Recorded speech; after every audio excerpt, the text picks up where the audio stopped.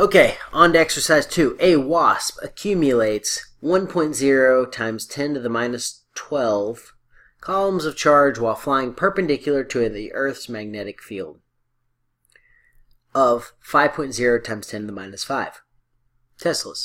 How fast is the wasp flying if the magnetic force acting on it is 6.0 times 10 to the minus 16 newtons?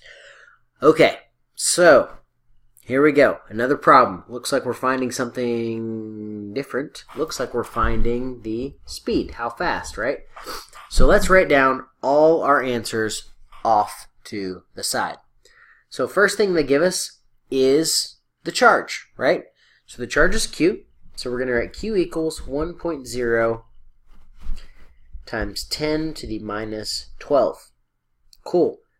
The next thing they give us is magnetic field, which is B, equals 5.0 times 10 to the minus 5. And the last thing they give us is the magnetic force, which is 6.0 times 10 to the minus 16. And then what we don't know is our velocity, right? Cool. So this one's going to be a piece of cake. So first things first, let's write our formula. So we have over here, B equals F over Q times V. So magnetic field equals force over charge times speed. Now, let's plug in what we got. Magnetic field, 5.0 times 10 to the minus 5 equals force, 6.0 times 10 to the minus 16 over, right, charge. What do we say for charge? Oh yeah, 1.0 times 10 to the minus 12 times velocity, which we don't know because we're finding that, right? Okay, so here we are again. So here's what we're going to do. There's a couple of different ways you can do this. Algebra, they always give you a lot of options. I'm going to show you how I'm going to do it. Right? So first thing I want to do is I want to get rid of this number on the bottom.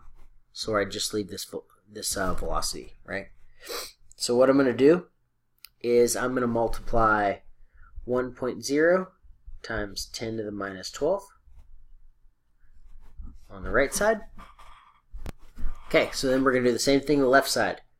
1.0 times 10 to the minus 12.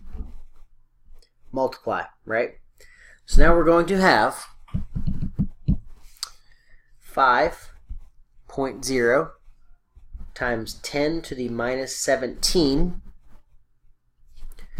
equals 6.0 times 10 to the minus 16 over our velocity, right?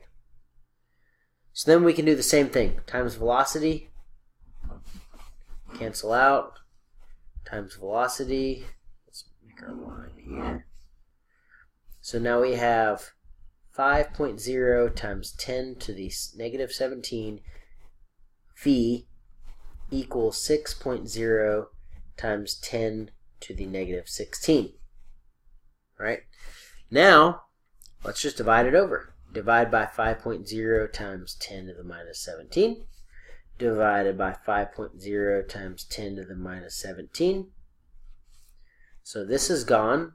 And then your final answer will be V equals, so plug that sucker in, should be about 12 meters per second. And that's it. There you go. Alright guys, so hopefully you guys got that. Let me know if you have any questions. Rock and roll.